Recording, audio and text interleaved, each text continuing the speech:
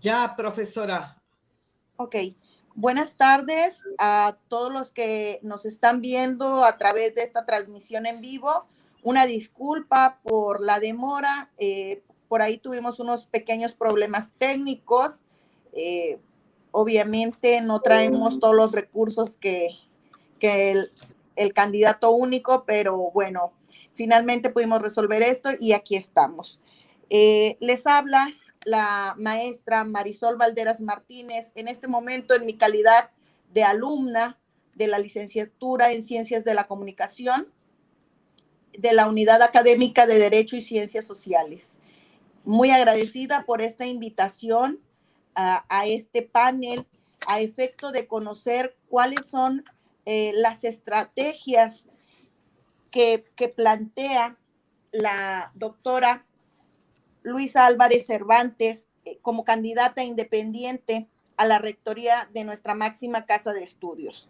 Esta mesa se ha denominado Profesionalización Docente, Restitución de Derechos y Libertad de Cátedra. En primer lugar, doctora, muchas gracias por esta invitación.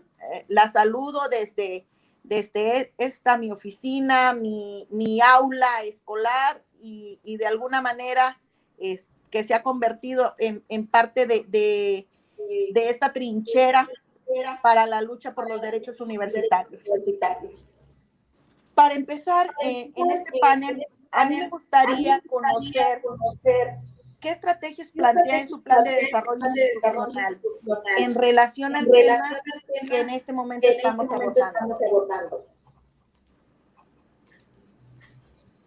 Gracias, maestra Marisol. Le estoy muy agradecida de aceptar estar en estos diálogos en donde pues vamos a procurar exponer de algún modo lo que hemos venido reflexionando con respecto a la formación profesional docente. Si quieren, yo no sé si el doctor Miller también antes de exponer quisiera intervenir o quiere o quiere que yo exponga y luego ya interviene. Sí, de acuerdo. Bueno, me gustaría comenzar un poco con retomar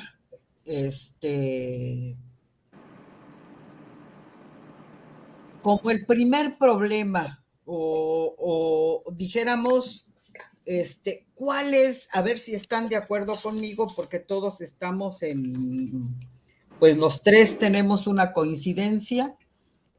La maestra Marisol, aunque en este momento sea alumna, yo supe o al menos sabía que ella también fue profesora en lo que ahora es la unidad académica en Derecho.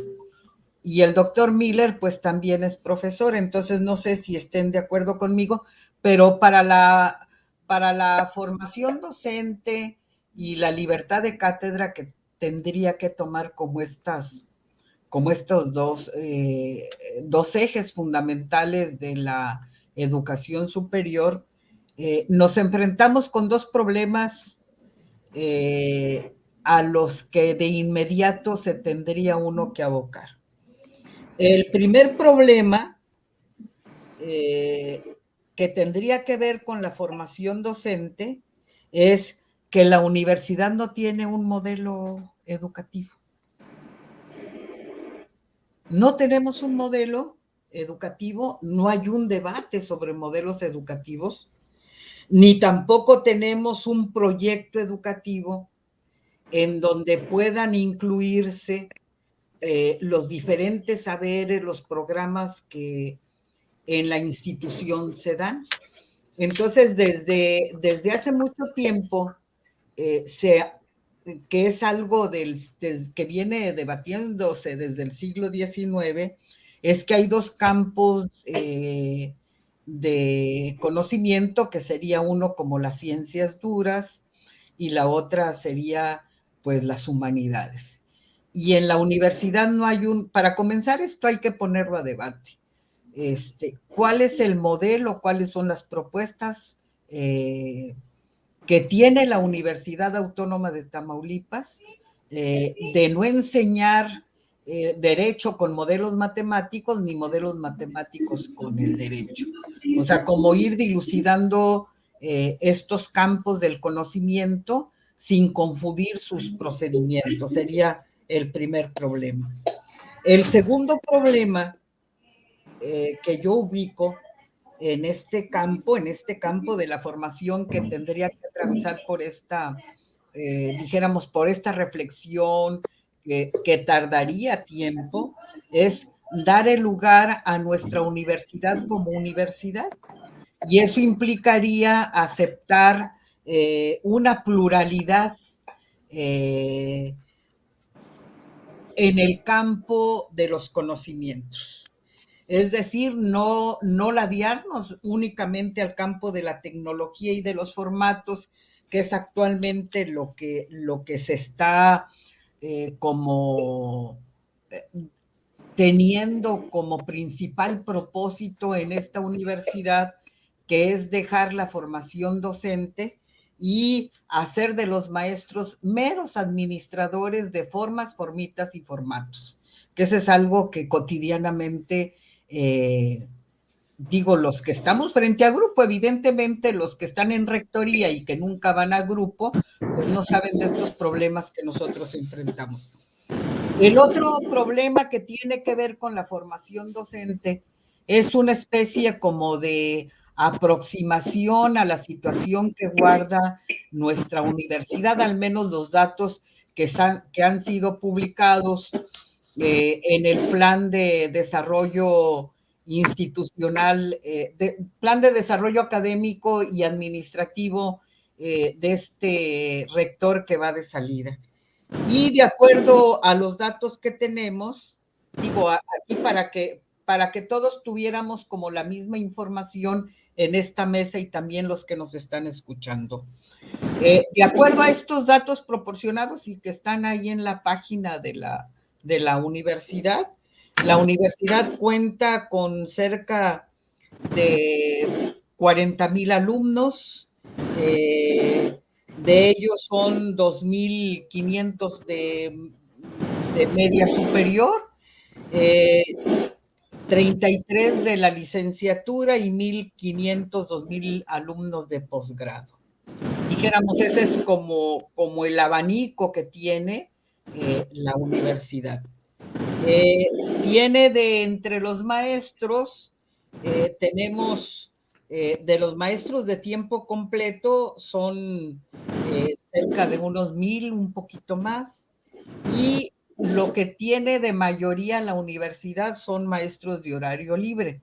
Entonces, lo primero que tendríamos que aceptar para lanzar a una propuesta de formación docente es responder a la pregunta en dónde descansa, en dónde descansa sustancialmente la función docente. Y la función docente descansa en los maestros de horario libre. Y que son los que tienen son los de mayor número en nuestra universidad. Y en cuanto a los perfiles que se van exigiendo con estas demandas de la Secretaría de Educación Pública, tenemos de esos un poquito 1,000 y más de maestros de tiempo completo, tenemos más o menos alrededor de 423 con grado de doctor, otro poquito más con maestría, con maestría y prácticamente muy pocos de licenciatura y la mitad con perfil de lo que se llama el perfil para el programa de desarrollo docente y 156 del Sistema Nacional de Investigadores agrupados los maestros de tiempo completo en 106 cuerpos académicos. Es posible que sean un poquito más o menos. Bueno, ahora, dijéramos, esos son los datos duros de la universidad. Son los datos duros que regularmente son los que salen en cada informe o se destacan en los informes de los rectores y se colocan en la mesa como si fuéramos una universidad muy exitosa. El problema es, lo vuelvo a insistir, es que no tenemos un modelo educativo, no tenemos sustancialmente una universidad porque quedan ausentes todos aquellos saberes que están en las humanidades. Por ejemplo, no hay en ninguna unidad académica ni escuela en toda la Universidad Autónoma de Tamaulipas, no tenemos filosofía. Sociología e historia están prácticamente siempre han sido hostilizadas. Y hay una preferencia en cuanto a la tecnología, el desarrollo que no está de ningún modo equivocado. Hay un desarrollo muy fuerte de apoyo a las áreas que tienen que ver con la tecnología o con las TICs, pero se abandona el campo más importante, que es el de las humanidades, el del espíritu que debe de prevalecer en la universidad con el pensamiento plural. ¿Cuáles son los ejes que propongo del plan de desarrollo institucional? He recogido dos: retomar el rumbo de la universidad y recuperar la esencia de la universidad.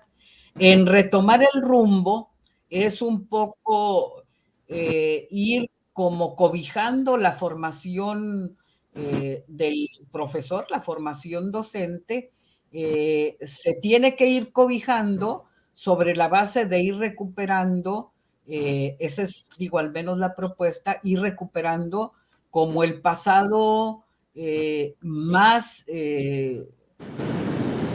exitoso de la propia universidad, no solamente de la universidad, sino de las instituciones que le dieron lugar a la Universidad Autónoma de Tamaulipas. Entonces, estoy planteando mirar a la historia. Y en recuperar la esencia de la universidad la estoy vinculando con la libertad de cátedra. Es decir, tú no tienes posibilidad de formación docente si no aseguras un espacio de libertad de cátedra, en realidad libertad de cátedra, no llenar formatos, porque eso es lo que hemos hecho, llenar formatos. Libertad de cátedra que te permita el empuje a la investigación, el empuje a la docencia y hacer realidad lo que es el tercero constitucional, que está en la fracción octava del tercero, que fue elevado a rango constitucional, autonomía y libertad de cátedra en 1980. Y finalizaría la exposición con algo fundamental que no tenemos en nuestra universidad y que ha hecho del profesor no un profesor, sino un administrador. O sea, nos traen como administradores, en realidad no está el peso que tiene rectoría sobre nosotros y la secretaria académica es hacer del maestro un administrador de formatos, de llenar de cuadros, de hacer programas que no tienen la mayor vigencia y ni son adecuados para el desarrollo de las clases, ni siquiera son inteligibles para los alumnos. Y entonces creo que hay otro problema que tiene que ver con los derechos más fundamental, y lo estoy ligando, que es que hay una sobrecarga de trabajo con el maestro y hay una sobrecarga porque en la universidad no tenemos una categoría que se llama la categoría del investigador. No, o sea, el docente hace investigación y da clases. Tienes que responder como investigador y tienes que responder en la docencia. Y no hay ningún reconocimiento ni para el investigador ni para el docente, porque se han considerado como cosas iguales, con tiempos iguales, y los que desarrollamos la docencia y la investigación sabemos que cada una de estas funciones que tiene el maestro no son igual. Entonces tendríamos que consensar y reflexionar entre los maestros sobre todo, es hasta qué momento es viable crear la categoría del investigador, tener centros de investigación que realmente funcionen como, como centros de investigación vinculados a los problemas reales y concretos y lo que sería el reconocimiento pleno del maestro que es docente, que está frente a grupo, que se esfuerza cotidianamente, pero que no esté en las condiciones de desarrollar investigación, pues porque no todo mundo está llamado a eso. Digo, la docencia tiene una importancia vital que la universidad no le da, la investigación tiene una importancia vital que tampoco la universidad le da, y yo creo que por ahí más o menos es el campo de reflexión en esta mesa. Hasta ahí dejaría yo para dejar al doctor Miller. Bien, gracias, doctora Luisa. También a la otra invitada y el público que nos está viendo y escuchando. Bien, estas reflexiones que hace la doctora Luisa son muy consistentes, me parece, y muy necesarias. Tenemos que repensar la universidad y la tenemos que pensar como universidad pública. Es decir, no es la esencia en abstracto de una idea de universidad que no existe, sino que hay una responsabilidad constitucional, ¿sí? Al ser esta una institución propia del Estado mexicano, aunque algunos luego no lo entienden bien, suele pasar. Aquí adentro me ha tocado casos, ¿no? de académicos que no entienden ni siquiera que es una institución pública. Entonces, si no se tiene una idea de universidad pública, una institución de educación superior pública, me parece que fácilmente esa institución, esa universidad se desvía a lo que hoy en día, dentro del contexto más amplio en el que estamos, a nivel mundial y también evidentemente como país, pues de todo ese avance, podríamos decirlo más bien en términos de los que cuestionamos todo esto, un retroceso en la educación realizado por estas políticas neoliberales que se comenzaron a aplicar pues ya desde los lejanos años 80, es decir, ya vamos para 40 años de estar aplicando políticas públicas en términos generales de estas características y de un Estado mexicano que cada vez se fue, sí, como diluyendo y dejando sus responsabilidades respecto a diversas tareas, pero una de ellas que es sumamente importante, la educación. La Universidad Autónoma de Tamaulipas, pues evidentemente como cualquier otra universidad pública, ha estado sometida a estos embates, ¿sí? Si ya vemos que en el estado de Tamaulipas previamente había como una prioridad muy marcada, muy evidente hacia la educación técnica, ¿sí? En nivel medio superior y también superior, es decir, como que la universidad hiciese las veces de una especie de instituto tecnológico. Todo esto que se crea al final del gobierno de Carlos Salinas, a comienzos de Cedillo, que se les dio un gran impulso, las universidades tecnológicas, aquellas universidades que no eran universidad o no son universidades, porque únicamente lo que producen son técnicos, y en sus programas y planes de estudios, pues desaparece un equilibrio en la formación de los estudiantes, en el cual pues hubiese algunas asignaturas de ciencias sociales, de humanidades. Es únicamente una instrucción en un sentido técnico. Yo creo que a todos nos ha tocado, ¿no? Tener alumnos que vienen precisamente con esa formación, que se atreven a dar el paso al terreno de las humanidades. Nosotros trabajamos en esas áreas, lo cual, bueno, es digno de valorarse y reconocerse que los alumnos entren a estas carreras, pero ellos bien lo dicen, o sea, de un modo honesto y sincero, de que la formación previa que han recibido en absoluto tocó en ningún momento este tipo de disciplinas humanísticas, ¿sí?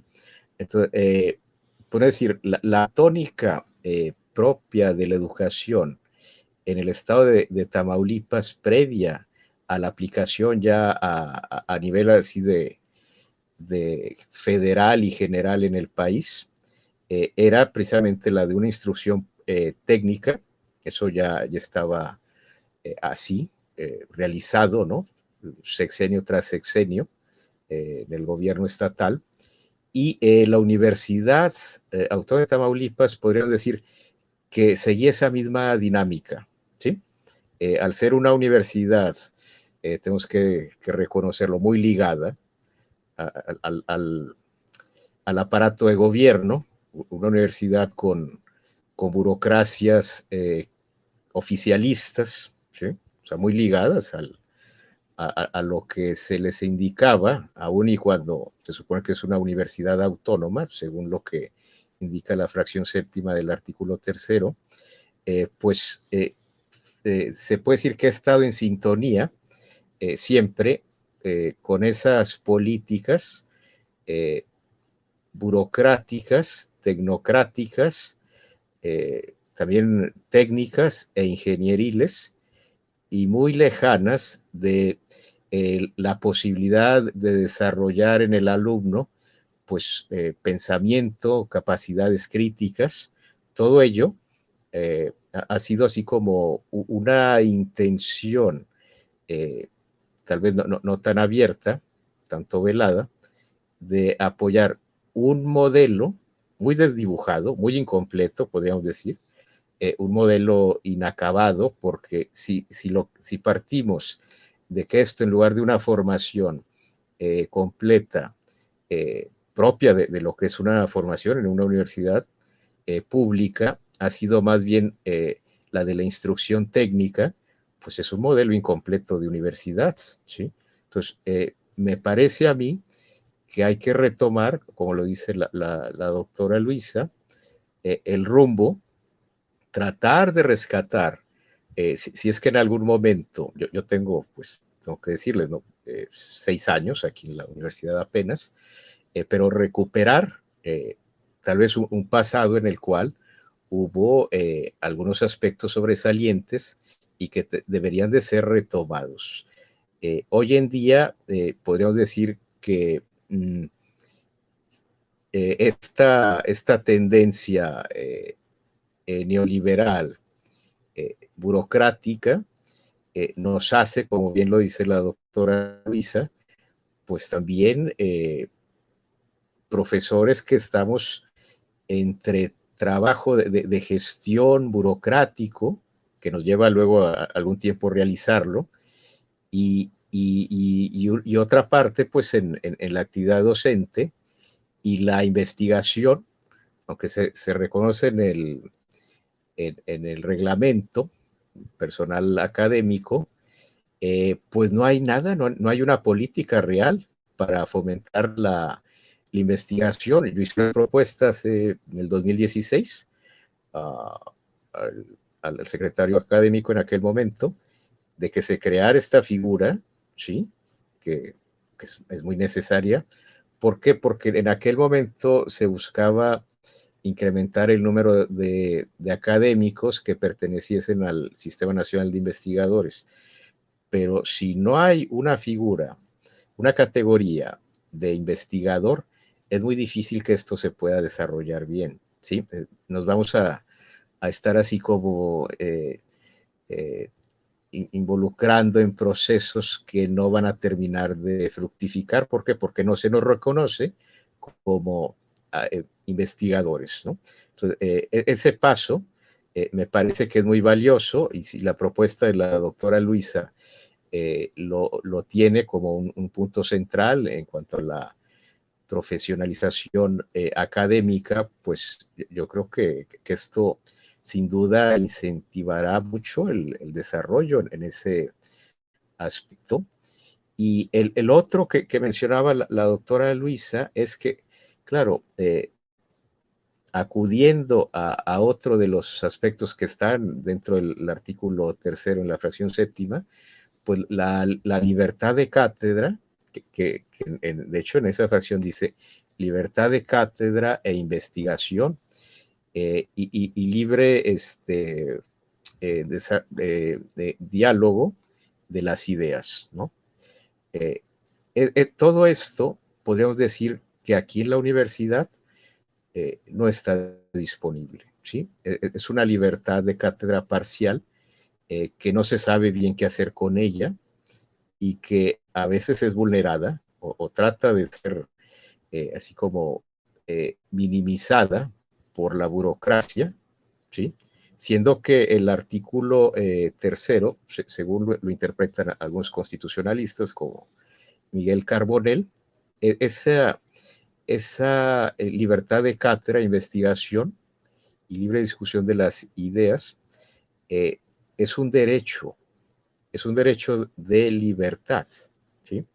Y la función que estaría cumpliendo la autonomía universitaria sería que pudiese garantizar que se ejerciera esa libertad de cátedra hacia adentro de la universidad, pero también como una protección respecto al embate de cualquier poder público. Si quieren, en un momento más, pues podemos acudir a lo que señala la nueva ley, la primera ley general de educación superior, en la cual pues, se afirma de una manera bastante contundente que precisamente tiene que ser respetada esta libertad de cátedra y de investigación como uno de los elementos centrales en la educación superior, sobre todo en las universidades públicas. Entonces, si queremos tener una universidad que siga un modelo serio, firme, sólido, primero tenemos que tener como punto de partida que somos una universidad pública, ¿sí? Y no debemos de estarla confundiendo con que esta fuera una universidad privada o que siguiese esa lógica de universidad privada que sería así como ir en contra del sentido de lo que debería ser una universidad pública, ¿sí? Si se sigue un modelo de características neoliberales en la educación pública y en las universidades públicas, pues no estamos precisamente haciendo lo que nos corresponde como universitarios, ¿no? Entonces, primero tendríamos que tomar conciencia de qué clase de universidad queremos, ¿sí? Si queremos parecer un tecnológico, ¿sí? Lo cual a lo mejor a algunos les agradaría, ¿no? No lo sé, pero me parece que esto no abona en lo absoluto en la construcción de una universidad que se precie de ser una universidad realmente pública, ¿no? Entonces, recuperar esos aspectos centrales como ejes, ¿no? Básicos, me parece que es algo importante en la propuesta de la doctora Luisa Álvarez, lo cual yo celebro y pues sin duda habemos quienes tenemos esa firme convicción de que la universidad que necesitamos es una universidad de estas características, ¿no? Pues bien, eso es lo primero que diría, ¿no? Para comenzar.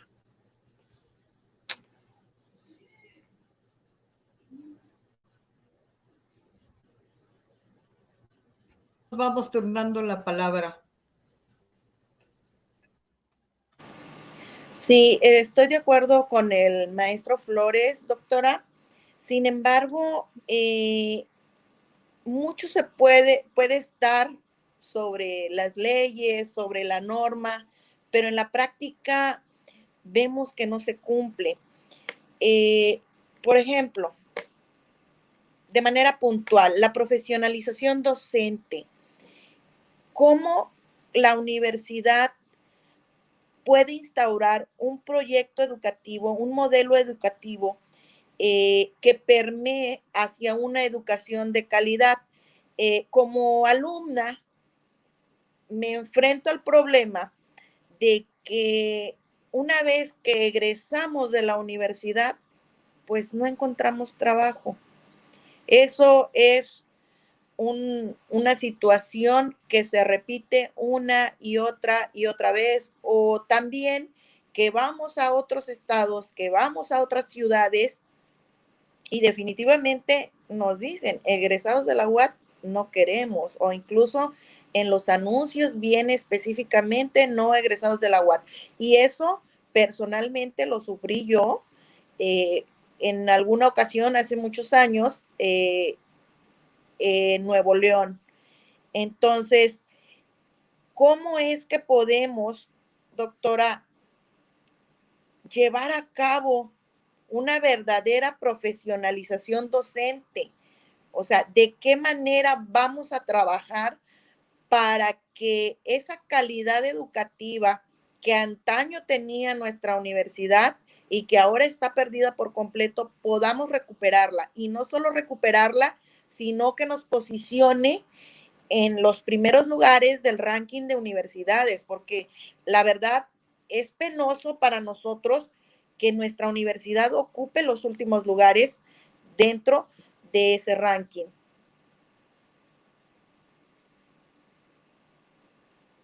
Quisiera saber cómo podemos hacerle, cómo vamos a lograr esa meta, cómo vamos a lograr ese objetivo, porque el candidato único, pues realmente basa sus estrategias para la educación en un modelo que no ha funcionado.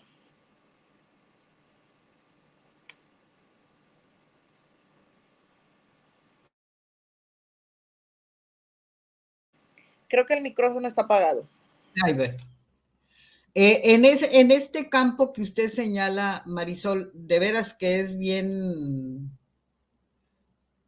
difícil de remontar, porque todos sabemos, todos sabemos, por ejemplo, en la prensa hubo un tiempo en donde en las bolsas de trabajo que se publicaban a veces en la prensa, digo, estoy hablando de tiempos pasados, se abría la bolsa de trabajo y decía, no se aceptan egresados de la UAT.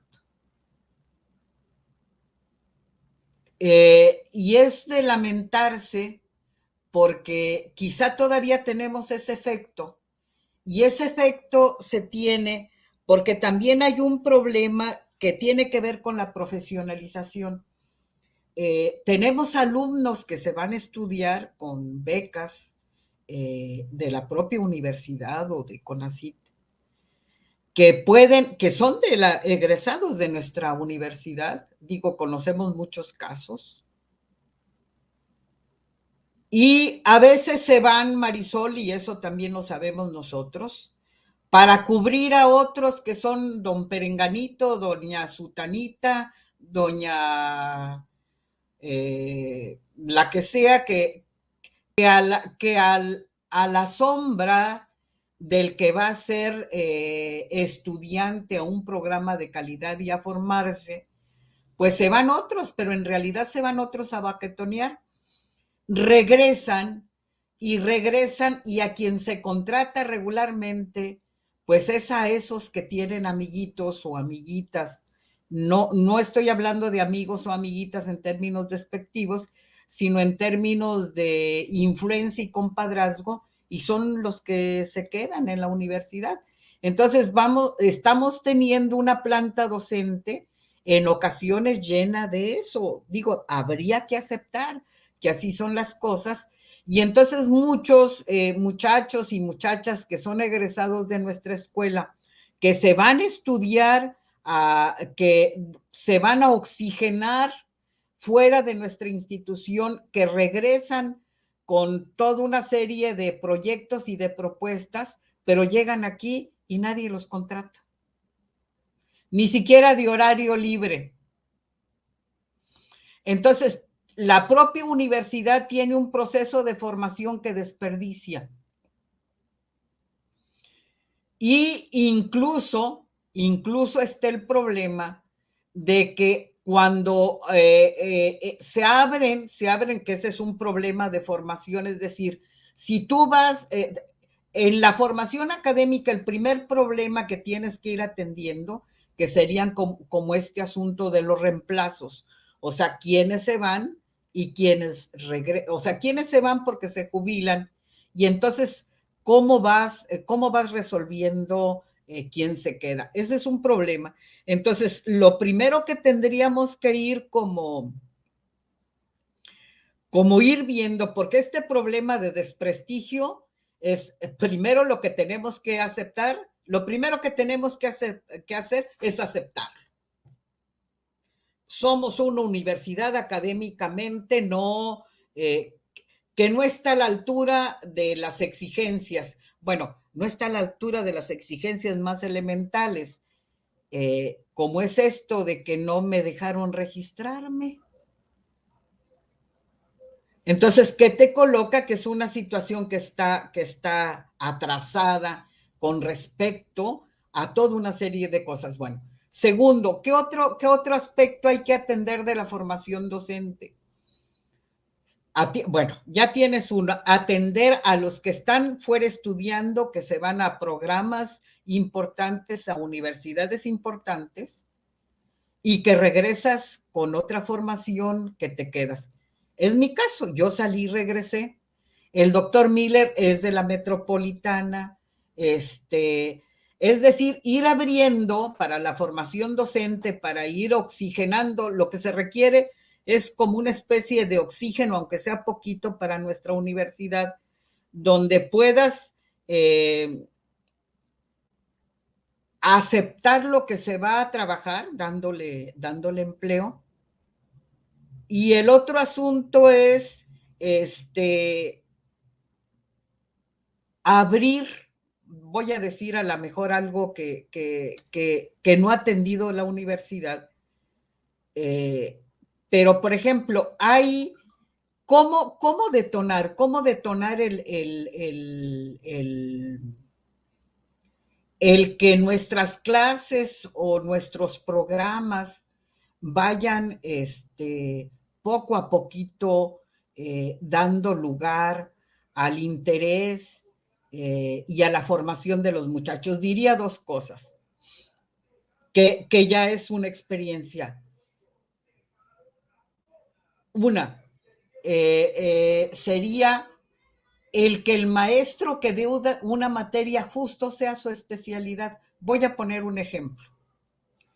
Una vez a mí me metieron una materia que se llamaba investigación de TICs, o que tenía que ver con el sistema computacional. Y le dije, yo no puedo dar esa materia. ¿A qué les puedo enseñar a los muchachos? A aprender y apagar el sistema de cómputo, no puedo dar eso. Entonces, si de acuerdo a los perfiles que tuviéramos los maestros, donde tú tienes cierta comprensión de ese campo, fuera tu asignatura, diría, eso sería algo muy importante, porque entonces habría forma de exigirle incluso al maestro en la medida que ese es su perfil. Segundo, si vas adecuando para la formación docente, bueno, donde requieras, o sea, depende de tus programas, donde requieras ciertos perfiles que la universidad no tiene, pues mandas a tus maestros de estudiar a que regresen y fortalezcan ese programa o ese perfil.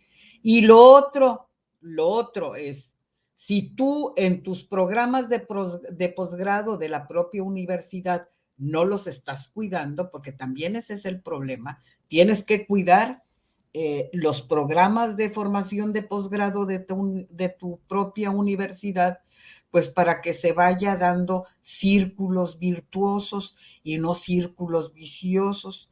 Y entonces, pero bueno, pero para hacer todo esto, lo que estoy diciendo, requieres un modelo educativo y requieres un proyecto y requieres tener muy claro lo que dice el doctor, que esta es una universidad pública al servicio de que los maestros estamos en contigüidad, es decir, uno al lado de otro, entre maestros, sino uno arriba de otro, que tendremos que asumir esfuerzos comunes, que no vamos a robar, que vamos a ver, a dividir los campos y las funciones, quién en la investigación para que desarrolles proyectos que tengan que ver con eso y que incluso puedas tener financiamiento. En la investigación no tenemos financiamiento. Digo, yo soy investigador, el doctor Miller lo es, y los cuerpos académicos regularmente no hay financiamiento. Los financiamientos se van para otro lado. Regularmente sospechamos a dónde, pero no sabemos. Entonces, creo que esta parte, ahora, claro, por supuesto, apenas sería como una especie de dejar ciertas condiciones. El desprestigio no lo vamos a quitar para mañana, ni para pasado mañana. En todo caso, lo que tendríamos que ir fijando son determinadas condiciones para que nuestra universidad recupere poco a poco lo que una vez tuvo, que fue cierto honor. Y yo quisiera señalar esto, que esa es parte de lo que estoy al menos impulsando, es el hecho de que recuperar la esencia de nuestra universidad significa que cuando hablamos de autonomía, que es un poco lo que recojo del doctor, de lo que hemos comentado a veces con el doctor Miller, pues hablamos de un espacio reservado al pensamiento, a la libre expresión de ideas, a la escucha, al diálogo, a la cultura, al arte, a lo diverso, a lo plural, e incluso cualquier disidencia, que toda disidencia sería bienvenida a la UAT, que no se le reprobará a nadie por pensar, que no se le repruebe a nadie por pensar distinto, que no se persiga a nadie, ni se despida a nadie por ser diferente. Bienvenida la pluralidad de los hombres y mujeres, porque es la condición de la tierra, según Aren. Y recordemos que en la juventud, que es por naturaleza disidente, el problema de nuestra universidad es que con maestros donde también no piensan y no replican y no protestan, pues reduplicamos una juventud también muy sumisa, y nuestra juventud por naturaleza, digo, porque está en desarrollo, la potencia y el empuje, pues nuestra juventud tendría que ser una juventud que es disidente. Digo, los que somos padres, que tenemos hijos que cuando menos comienzan a la adolescencia cuestionan, son disidentes. Ojalá y procuráramos una formación de la juventud estudiantil de la UAT disidente, que conteste, que pregunte, que le exija a sus maestros, que los maestros tengan miedo de los estudiantes, porque los estudiantes estudien más que el maestro, porque elevar el nivel académico, la formación académica, la profesionalización también tiene que ver con una actitud de los estudiantes, y la juventud, que por naturaleza es disidente y además se encuentre en ella, en esta juventud, se encuentra en ciernes el mundo que queremos, pero también el mundo que no queremos. Y yo a lo que aspiraría en un proyecto ya a largo plazo, ya estoy muy vieja, evidentemente, pero bueno, ojalá y antes de morirme pudiéramos ver a nuestra universidad como referente algún día, en un lugar como referente, en donde es aquí donde en realidad haya libertad de cátedra, donde no se persiga a nadie que piense distinto, opina distinto, que la UAT sea referencia, y que haya una naturaleza plural entre hombres y mujeres, y podamos vivir con la diferencia.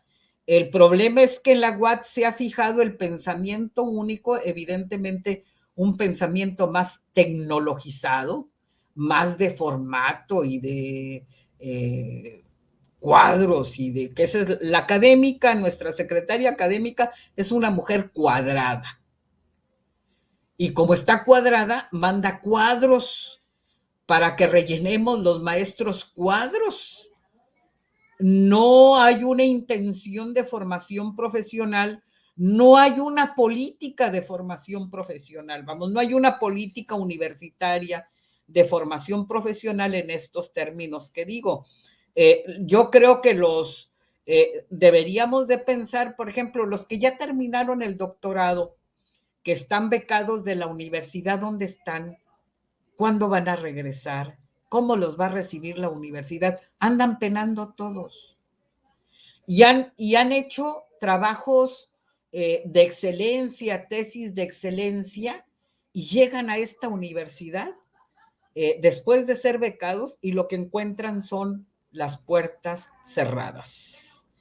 Y valdría la pena, aparte de los perfiles, el que un proyecto a largo plazo donde la universidad no despreciara a los suyos, y donde dijera, bueno, vamos, si tenemos aquí en esta unidad académica requerimos 5 plazas, pues que la universidad impulse, vamos a oxigenar con 3 o vamos a oxigenar con 2 que tengan tantos perfil y vamos a darle oportunidad a los de la casa. Y que entren también los de la casa con compromisos, con afecto y con amor a la propia universidad.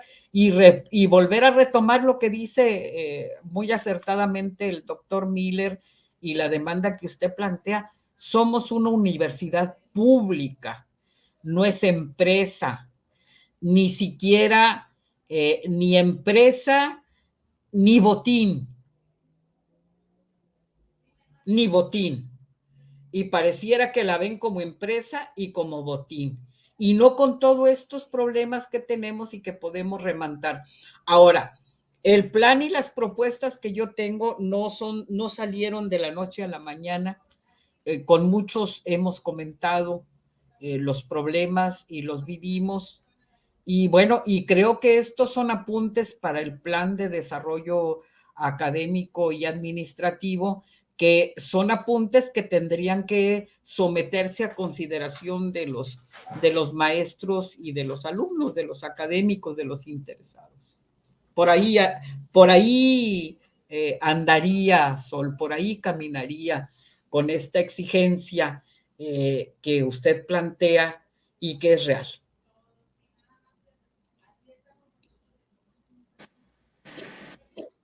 Estoy completamente de acuerdo. Toma 2 puntos muy importantes en estas palabras que nos acaba de decir. La restitución de derechos en este sentido implica no solo la profesionalización de los docentes, de la propia gente egresados de nuestra universidad y la proyección de los mismos hacia el interior de nuestra universidad. Y en este tema tenemos un tema que de alguna manera hace mucho ruido entre toda la comunidad de catedráticos. Las convocatorias para plazas de tiempo completo, doctora, son una completa simulación. Muchas veces, y en lo personal, yo he participado en 2 convocatorias y sin embargo, inclusive en una de ellas señalaron que el posgrado debería de ser de una universidad foránea, es decir, que no fuera un posgrado que se hubiese estudiado en nuestra alma mater. Entonces, partiendo de ahí, estamos muy mal porque, para empezar, es discriminatorio, en primer lugar. Atenta contra todas las garantías establecidas en la normatividad, en nuestra Constitución, en las convenciones internacionales. Entonces, ese es un problema muy grave que tiene nuestra universidad. La simulación, las convocatorias hechas a la medida, a efecto de que el que quieren ellos que sea beneficiado sea a quien obviamente le van a asignar ese tiempo completo. Pues tal acto es denigrante hacia toda la planta docente, hacia el claustro de maestros que se esfuerzan día con día para poder aspirar a una plaza de tiempo completo y simple y sencillamente no se ven favorecidos. Ese es un primer punto. Un segundo punto que también aborda en estas palabras es en relación a la libertad de cátedra. Desde esta barrera en la cual estoy en este momento como alumna, he recogido el sentir de muchos de mis compañeros en el sentido de que la libertad de cátedra, tiene que garantizar una educación inclusiva y no discriminación, que la libertad de cátedra debe enfocarse justamente en las formas de impartir la educación, más no en la forma de tratar a los alumnos. Y realmente muchos maestros se escudan en la libertad de cátedra para cometer abusos, para de alguna manera violentar, ya sea emocional, físicamente e incluso porque se han dado casos de acoso sexual contra alumnas. Desconozco si contra alumnos, pero sí he sabido de algunos casos contra alumnas. Entonces, ¿de qué manera se puede garantizar esa libertad de cátedra, pero sin que se violenten los derechos de los alumnos? Entonces, creo que el tema que usted aborda es muy importante, es importante para los alumnos, es importante para los docentes, porque esa libertad de cátedra debería de tener como límites justamente en el garantizar un trato digno hacia los seres humanos, en este caso, hacia los alumnos.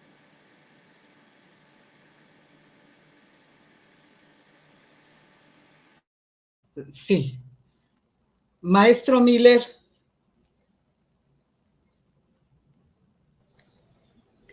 Ya, sí.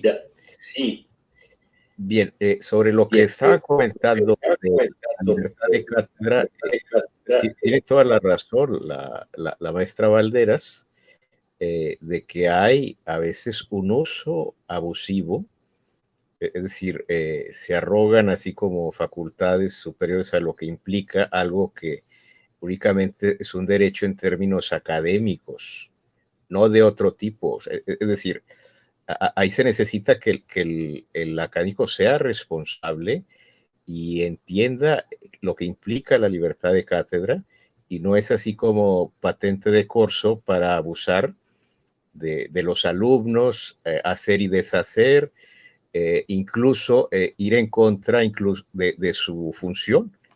Profesores que luego no quieren dar clases, cosas de estas, ¿no? A mí me lo ha dicho gente, ¿no? De otras facultades, no precisamente en la que trabajo. Desde que llegué me acuerdo una señora que me dijo, es que mi hija estudió en la UAS y tuvo que salirse porque sus profesores nunca iban. Estamos hablando de la Facultad de Derecho, por cierto, no quiero afectar a nadie, simplemente es un ejemplo, pero creo que esto se da en términos generales, ¿no? En muchas de las facultades. Por eso llama la atención también cuando esta actual administración, la Secretaría Académica en específico, se concentra en esto de la supervisión de cátedra, como si eso fuera a resolver algún problema. Cuando sabemos, yo creo que, a ver, aquí la mayoría de los profesores se conocen muy bien, conviven mucho entre ellos y podríamos decir que saben perfectamente, ¿sí? Quiénes son los que cumplen y no cumplen con su trabajo. ¿Sí? Si van con los alumnos, ahorita los alumnos lo van a decir tranquilamente.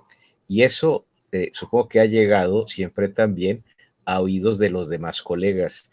Entonces, más bien lo que hay aquí es una simulación y un encubrimiento por parte de grupos de poder. Es decir, ya el hecho de pertenecer a tal grupo encumbrado, ¿no? en una facultad, en rectoría, les da así como que condiciones especiales, ¿sí? Excepcionales, por encima de la responsabilidad exigible a cualquier académico, ¿sí? Entonces, hay aquí mucha laxitud.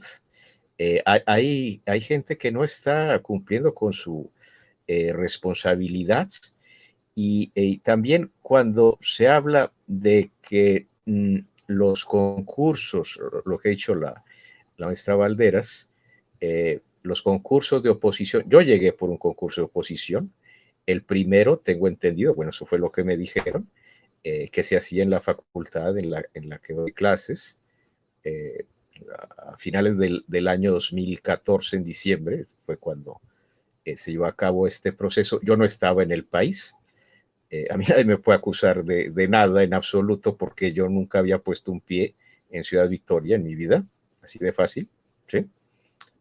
Yo vivía en el extranjero, probablemente si no hubiese, mi intención era regresar a México, ¿saben? Ya tenía tiempo fuera del país. Tal vez si no hubiera tenido esta oportunidad de haber ganado ese concurso, probablemente yo todavía seguiría fuera de México, ¿sí? O sea, no estaría aquí. Y claro, ya después cuando llegué, pisé el terreno, me di cuenta cómo funcionaban las cosas, de alguna manera me sentí utilizado, ¿no? Es decir, tanto otra profesora que estuvo nada más 6 meses, que venía de otro estado de la República, de otra universidad pública, y mi caso, pues era así como, ok, tomamos estos profesores, ganan el concurso, ¿no? Pero es únicamente como para legitimar un proceso donde había muchas plazas, otras tantas, no sé cuántas, pero muchas otras, y es así como, bueno, pues metemos a estos y pues y aparte los amigos, ¿no? O los recomendados. Lo mismo volvió a suceder en el concurso siguiente, donde llega un profesor del UNAM, un especialista en educación, perteneciente al Sistema Nacional de Investigadores, y lo mismo, no se le dio el apoyo y salió de la universidad, lo mismo que la colega que venía de la Benemérita Universidad Autónoma de Puebla. Yo acepté quedarme aquí, o sea, hay que decirlo, se luchó contra la doctora Luisa es testigo, contra ciertos personajes, me refiero a la parte burocrática, que dificultaron mucho el trabajo. Sobre todo, esa obsesión extraña de afectar todo lo que huela a investigación, ¿sí? Y supongo que algunos de ustedes, de los que nos están escuchando, han oído rumores acerca de que suele haber personajes en las altas esferas de la universidad, ¿sí? En distintas facultades, que son gente con una animadversión declarada a la investigación, y esto hace que pues no haya apoyo, no haya ese fomento y necesaria comprensión del trabajo que realizan los docentes, ¿sí? Cuando también realizan la tarea de investigación, ¿no? Entonces, esto es un problema serio. A mí me dijo y una y otra vez, por eso tuve una amonestación, una sanción. O sea, yo tengo una sanción formal, así que si me vuelvo a portar mal, entre comillas, pues me pueden hasta correr de la universidad. ¿Por qué? Porque era estar luchando con un personaje que estaba al frente de la facultad, el cual decía que aunque yo ya estaba en el Sistema Nacional de Investigadores, ingresé inmediatamente, ¿verdad? Que me postulé y en ese mismo año ya estaba dentro del Sistema Nacional de Investigadores, decía que qué bueno que me gustaba la investigación, pero esa no era mi función aquí en la universidad. Yo venía aquí únicamente a dar clases, ¿sí? Dije, oiga, pero es que existe el reglamento, existe la ley de CONACYT, ¿cómo que esta no la va a respetar? ¿Sí? Yo tengo esa responsabilidad y tengo que cumplirla. Mi formación va por ahí. O sea, yo no únicamente me formé pues para dedicarme a otro tipo de actividad profesional, sino básicamente a la investigación, o sea, a las actividades académicas, ¿no? Y pues este personaje nunca comprendió eso, tenía una actitud contraria, incluso no creía que se abriera estos posgrados que ahora están en el PNPC, en la facultad, aduciendo, o sea, su justificación era de que eran muy pocos los alumnos que se habían inscrito. 12 en doctorado, 12 alumnos en doctorado, son poquitos. Caray, sí, o sea, eso es absurdo. O sea, es decir, ponen a unos señores al frente de la burocracia que no tienen una idea mínima de lo que es lo académico. Es una vergüenza, ¿sí? Cuando hay ese divorcio tan marcado entre esa estructura de poder de una burocracia que toma decisiones en la esfera de lo académico sin tener las nociones elementales de lo académico, yo no puedo aceptar que alguien que no es mi par, es decir, que no es otro académico universitario, quiere estarme imponiendo políticas y una serie de solicitudes de trabajo burocrático también, que no tienen que ver con lo académico, se pierde todo el sentido de lo que es la universidad. Entonces, me parece que la propuesta de la doctora Luisa va en el sentido de la recuperación de esencia de lo que es una universidad, en este caso una universidad pública, en la cual la relación más básica, fundamental, la principal, o puedo decir la única que realmente le da sentido a una universidad, es la relación académica que se produce entre los estudiantes y los docentes, que también realizan tareas de investigación, se entiende, ¿verdad? Pero aquí lo que ha prevalecido, decía, es un predominio, una hegemonía de un grupo burocrático, no únicamente el de ahora, sino esto viene de más atrás, por lo que entiendo, y que han así como copado la parte que tiene que ver con las decisiones importantes sobre lo académico, y a los académicos nos han hecho a un lado.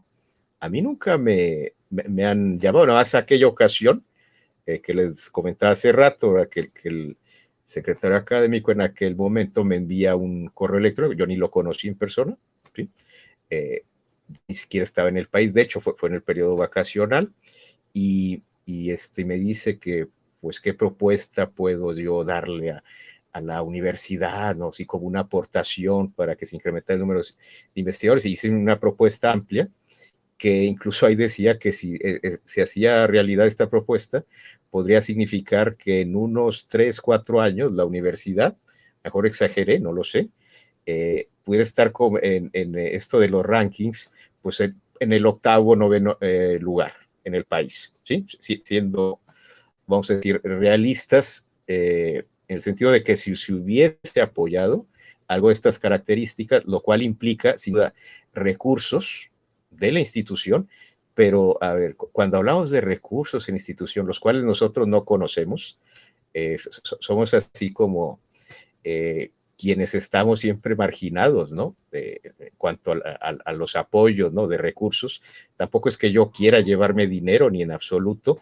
Me refiero a investigación, básicamente, ¿no? Que es a lo que nos dedicamos en el cuerpo académico, pero esos recursos, el grueso de los recursos de la universidad, que no vemos, si se empleara una parte que ni siquiera considero que sería muy, muy grande, se empleara para atender estos aspectos de reforzar tanto la investigación y los posgrados, implicaría pues que la universidad subiese de un nivel, ¿sí? Relativamente en poco tiempo, calculo unos 8 años, lo que serían 2 administraciones, ¿sí?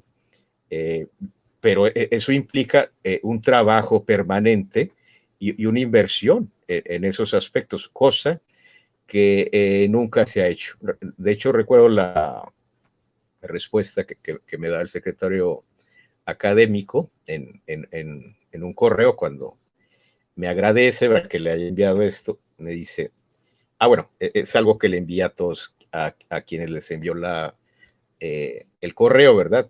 Pidiéndole su participación. Y decía, pues bueno, hay que capacitar a los investigadores. les vamos a dar cursos de capacitación. A ver, o eres investigador o no eres. Aquí no es de que si te voy a capacitar para que seas investigador, entonces, ¿qué estás haciendo ahí como investigador? O te estás haciendo pasar por tal, ¿sí? Es decir, la simulación nuevamente, ¿no? Es decir, la falta de escrúpulos y querer arreglar las cosas de una manera meramente cosmética, es decir, no ir a fondo en la intención de resolver los problemas, ¿no? De que reciban un tratamiento de fondo, y eso podríamos decir que ha sido la constante durante el tiempo que he estado aquí en la universidad. Es frustrante, debo decirlo. No es lo mismo lo que vive aquel señor que está en rectoría, ¿sí? Que le pagan el almuerzo, la comida y la cena, que tiene el vehículo oficial, que tiene a sus escoltas, que tiene hay un séquito de personas, y que en todo eso se gasta mucho dinero diariamente en la universidad. Eso es inaceptable, tengo que decirlo. Y no solo eso, sino que así como querer parecer un reproductor de lo que dice el presidente de la República, se requiere, sin lugar a dudas, una austeridad republicana en la universidad, ¿sí? Y en toda universidad pública del país. Esto yo creo que es un clamor general por aquellos que valoramos y entendemos y queremos a las universidades públicas que tenemos en el país, y que no nos parece correcto estos saqueos por parte de élites, que a veces también están en la investigación. ¿No? Échenle el ojo a lo que está pasando con el Foro Consultivo de Ciencia y Tecnología. No se dejen ir por lo que están diciendo los medios de comunicación, sino consulten bien lo que está sucediendo en ese organismo privado que usurpó las funciones de organismo público, recibiendo grandes cantidades de dinero. Pues bueno, todos estos desvíos y estos usos ajenos a lo que tendría que ser propio de las instituciones públicas, es algo que se ha reproducido aquí desde hace mucho tiempo. Son problemas que es cierto que no es tan fácil ir acabando con ellos, pero si de entrada, como decía la doctora Luisa, entendemos que no es tolerable la corrupción, no es tolerable en absoluto la corrupción en ninguna institución pública de este país, ¿sí? Ni en esta universidad, ni en ninguna institución del sector público de este país. ¿Por qué? Porque son recursos públicos que le pertenecen a la sociedad mexicana. Y esta universidad, en realidad, es de la sociedad tamaulipeca, ¿sí? No es de nosotros. Nosotros lo que somos, en realidad, es una comunidad universitaria, pero una comunidad universitaria agachada, sumisa, sometida, ¿verdad?, a los criterios de personajes que tienen poca idea de lo que es una universidad pública, hay que decirlo, que no honran lo que tendría que ser ese tipo de universidad. Y algo importante que la doctora Luisa trata de rescatar es precisamente ese sentido de pluralidad, de democracia al interior de la comunidad universitaria, es decir, que se expresen las voces de los universitarios, de los estudiantes, de los académicos, no únicamente la imposición de la burocracia, ¿sí? Miren, afortunadamente, aunque no me lo han pedido, pues les voy a hablar un poquito, ¿no?, de experiencias que he tenido. Pues he tenido la fortuna de poder visitar universidades en distintos lugares en el mundo, ¿sí? Y eso, pues, y también las universidades en el país, me ha permitido, o sea, esas experiencias con las que yo ya venía previamente a entrar a la universidad, ver a la universidad de otra manera, o sea, entender lo que es una universidad pública de una forma muy distinta a cómo se ha ejercido el poder aquí en la universidad, ¿sí? Si ustedes vieran en muchas universidades de un gran nivel académico, lo que prevalece es así como eh, eh, la prevalencia del docente y también del estudiante, ¿sí? Los alumnos también son respetados en sus derechos. Ahorita se hablaba de los derechos vulnerados, ¿verdad? Permanentemente, que haya ahí una instancia, yo no sé si esté cumpliendo, hay una oficina, ¿no?, de los derechos del universitario, no sé si esté haciendo el trabajo o sea nuevamente pues algo de lo típico, ¿no? Así como este programa de valores Watt que sirve para todo menos para fomentar valores, ¿no? O sea, y si hablamos de valores, pues qué valores son los que están disponibles, pues mejor que ni hablen de ello, ¿no? Porque se están mordiendo la lengua, ¿sí? Entonces, cuando se entiende que hay que atender esos aspectos de que la comunidad universitaria tiene que jugar un papel, un rol principal, que se tiene que acabar esa estructura antidemocrática, esa estructura autoritaria, que es una reproducción del poder, hay que decirlo, político, que se vive aquí en el estado de Tamaulipas, no solo de ahora, no únicamente el de ahora, no le vamos a echar la culpa nada más a este gobierno, sino que esta es una añeja tradición local, ¿sí?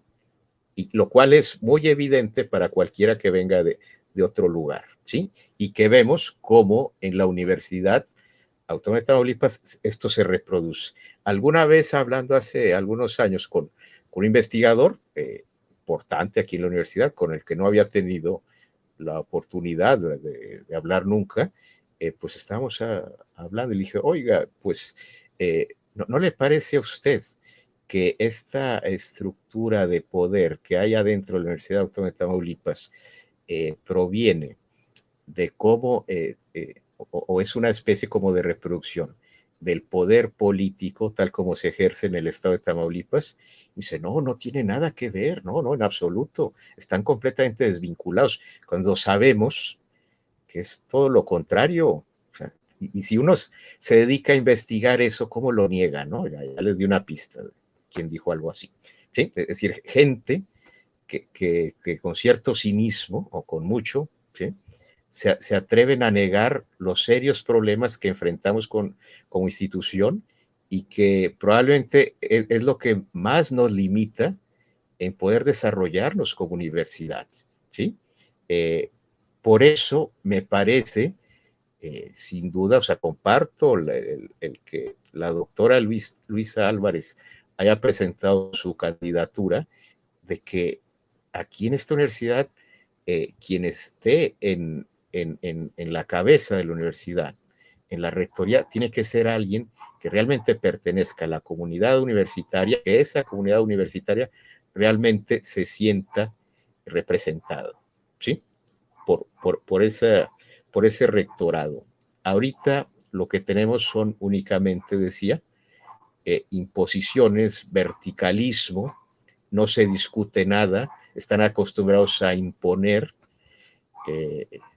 Esa versión de la educación es algo que me parece que para el siglo XXI, y a estas alturas está muy desfasado, ¿sí? No sé de dónde sale esto. Bueno, cuando digo no sé de dónde sale esto, es una pregunta retórica que sabemos de dónde viene, ¿no?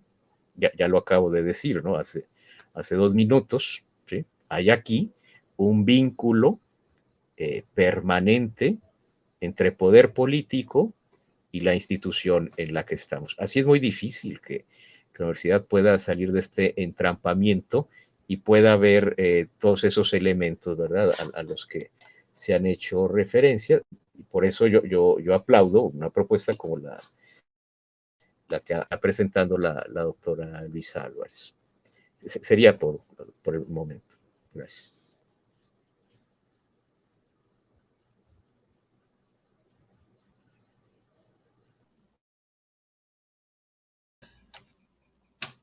Gracias, doctor Miller. Gracias, maestra Marisol.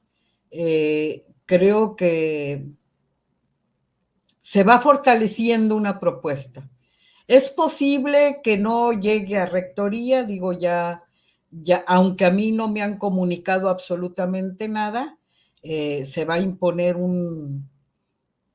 un rector se va a imponer, no se va a elegir, eso nos queda muy claro, pero el hecho de que comencemos a ventilar los problemas de la universidad entre los docentes, con los estudiantes y quienes nos están escuchando pues que tienen hijos en nuestra universidad, que deberían de acompañarnos a una lucha más de fondo para poder, pues a lo mejor no transformarla de la noche a la mañana, pero sí hacer el esfuerzo de hacer los cambios o las condiciones para que haya cambios en nuestra universidad en los términos de buscar una educación de excelencia donde, como aquí lo señala, la libertad de cátedra sea para la investigación, para la apertura de proyectos, para la novedad en las investigaciones,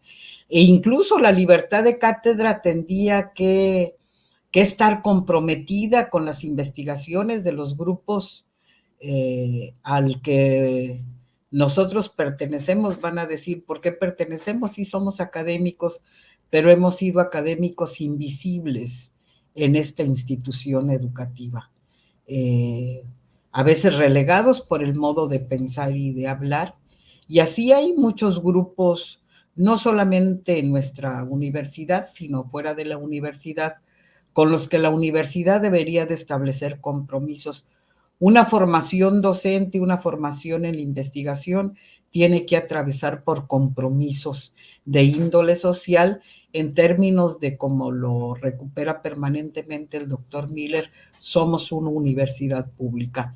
Y la libertad de cátedra está en esos términos, no en los términos de maestros. Sí tenemos conocimiento de maestros no solamente acosadores, sino baquetones, de los que cobran y no dan clases, pero son los que están directamente protegidos por gente de rectoría. Y también hay académicos que tienen cadenas de esclavos que esperemos que con una gran reforma al estatuto se acaben y que podamos entrar a transformar este tecnológico en una verdadera universidad y donde prevalezca la academia. Yo creo que el gran paso que se está dando en este momento es poner en alto o al menos levantar el rostro de la academia con los que me acompañan, que están comprometidos, y apartar la academia. Otro de los graves problemas del pensamiento único vertical que se impone es que no hay una distinción entre la academia, la política y la administración. Todo está concentrado y pareciera que la academia queda sometida a los vaivenes de la política y además a veces hasta nos quieren usar para las tranzas, que también eso se da en la unidad, eso se da en la universidad. El uso faccioso de muchos académicos para las tranzas, o sea, para seguir usufructuando y robando a la universidad. Yo creo que si ponemos en orden la universidad en esta convocatoria que es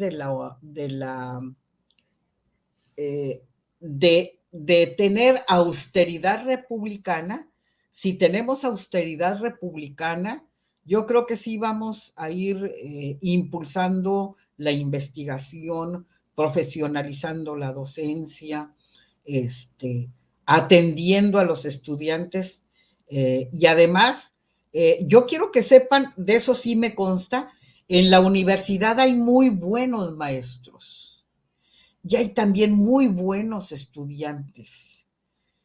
Aquí tengo uno que me ve, a Misraín, que me tocó revisar la tesis de Misraín de licenciatura, que tenía el grado. Yo siempre le dije, oye, esta tesis no parece de licenciatura, parece de posgrado. Hay en la universidad maestros, alumnos, estudiantes muy valiosos, pero despreciados por esta estructura vertical, por estas imposiciones Y también hay trabajadores administrativos y trabajadores en general que ponen todos los días un rostro grato a la universidad. Y bueno, también a ellos tendríamos que, pues, que considerarlos. Yo creo que eso sería, pues no sé si valdría la pena algún último comentario para cerrar. Hay comentarios aquí eh, de Noal de Dazo. Hay amenazas, eso es cierto, es cierto. Sus amenazas son muy burdas, tontas, francamente dan pena ajena. Yo le diría, Memo, debate, Memo, no andes amenazando a la gente, quieres ser rector y ahí tienes un montón de pelafustanes amenazando, pues qué nivel es ese, imagínense un rector de ese nivel, pues si ahorita estamos en el lugar 38 de los rankings, yo creo que a ver si no caemos al subsuelo. Vamos a impedirlo. Yo creo que podemos hacer un contrapeso en el sentido de no permitir que nuestra universidad siga siendo un lugar de saqueo, de desprestigio, de unos cuantos que no son universitarios, que obedecen a grupos de poder que no están en la universidad y que pronto se van a tener que ir de nuestra universidad. Bueno, si hay algún comentario adicional, yo se los agradecería para dar por terminada este diálogo e invitarlos para el día de mañana, los que nos deseen acompañar, con la mesa de votar o no votar. Digo, ahorita ya anda en campaña nuestro candidato único que lo reconoció la Junta Permanente, y yo no sé a qué llama a votar o a votar por él, pues si nada más es uno. Hasta ni la burla perdonan. Pero bueno, eso lo vamos a comentar el día de mañana. Si quieren, hacemos algún último comentario para despedirnos. Muchas gracias, doctor Miller. Muchas gracias, maestra Sol.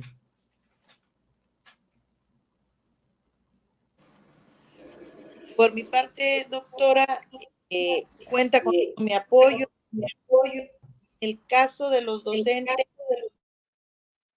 queremos una universidad en donde no se nos excluya, en donde se cierre la puerta a la gente que viene impuesta, a la gente que cada sexenio que termina viene y se enquista en nuestra universidad a formar parte de los docentes, pseudodocentes, les llamo yo, a cobrar en la nómina y a no presentarse muchas de las veces. Entonces, queremos un proyecto en donde no solo se respete al docente, sino también al alumno. Le digo, desde esta trinchera como alumna, me doy cuenta de todos los problemas que tienen.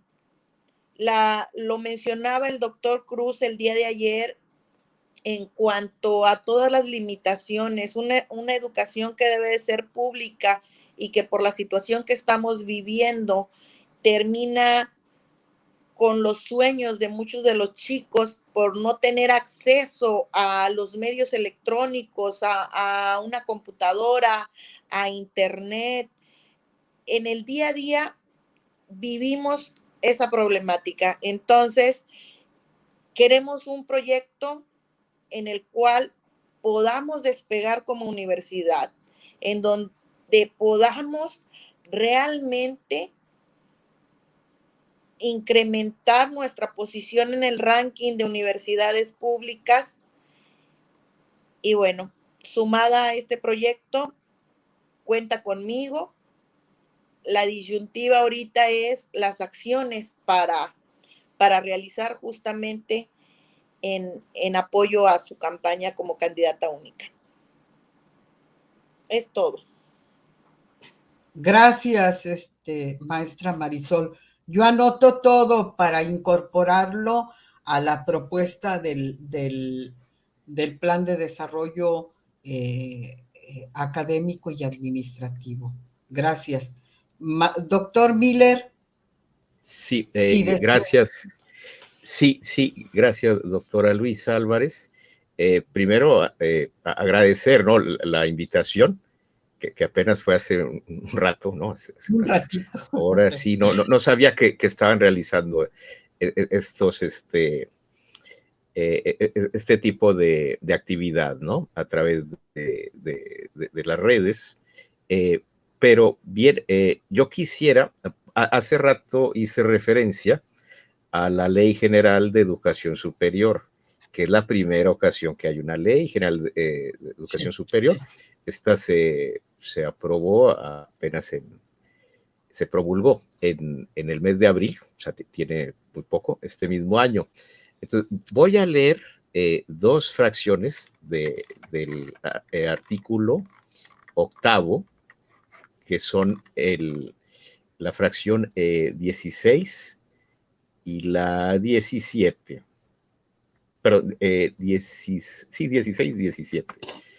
La fracción 16 dice, porque viene a cuento completamente esto que estamos tratando, dice: el respeto a la libertad académica de cátedra e investigación, entendida como la libertad de enseñar y debatir, sin verse limitado por doctrinas instituidas, la libertad de llevar a cabo investigaciones y difundir y publicar los resultados de las mismas, la libertad de expresar su opinión sobre la institución o el sistema en que trabaja, la libertad ante la censura institucional y la libertad de participar en órganos profesionales u organizaciones académicas representativas conforme a la normatividad de cada institución, sin sufrir discriminación alguna y sin temor a represión por parte del Estado o de cualquier otra instancia. Esa es la fracción 16. La 17 se refiere a la libertad y examen de discusión de las ideas. Dice lo siguiente: el respeto a la libertad de examen y libre discusión de ideas, entendidas como el derecho que corresponde a estudiantes y personal académico. Se fijan cómo este derecho a la libertad de examen y libre discusión de ideas no únicamente es referido y se concentra de modo exclusivo en el docente, sino se entiende como el derecho que corresponde a estudiantes y personal académico para aprender, enseñar, investigar y divulgar el pensamiento, el arte, las ciencias, las tecnologías, las humanidades y el conocimiento sin sufrir presiones o represalias de ningún tipo. Con esto cierro mi participación. Muchas gracias a todos quienes nos acompañan. Pues muchas gracias. No sé, ya se nos ha ido el tiempo como si nada. Estoy muy agradecida. No se siente, la conversación ha sido muy fluida, muy grata, muy aleccionadora. Y yo creo que esto es lo que debería de prevalecer en un ambiente universitario. Igual que el doctor Miller, yo estuve fuera, no fuera del país, recorrí un tiempo, pero no en ámbitos académicos, pero estuve fuera en posgrado y en realidad cuando yo regresé dije, bueno, la universidad tiene todo para ser una universidad de prestigio. Nada más le falta pues vocación y conducción y un equipo dispuesto a ello, con austeridad republicana, con convicciones, con afecto, con el reconocimiento de la universidad pública como un bien heredado, no como una mercancía, sino como un bien heredado que nosotros tendríamos que cuidar para mantener esa herencia para las generaciones que vienen. Podemos hacer de nuestra universidad que retome el rumbo y recupere el prestigio y recupere el peso de ser una universidad pública para Tamaulipas. Nos despedimos de todos, les agradecemos, le agradezco a la maestra Marisol, un gusto Marisol, nada más nos habíamos escrito, no nos habíamos conocido. Me da mucho gusto, Marisol. Me da mucho gusto, doctor Miller, a veces uno camina solo, pero creo que no estamos tan solos. Ahí vamos. Nos reencontramos los que queremos a la educación pública y la consideramos un bien para nosotros y para los muchachos. Bueno, muchas gracias. Nos vemos el día de mañana.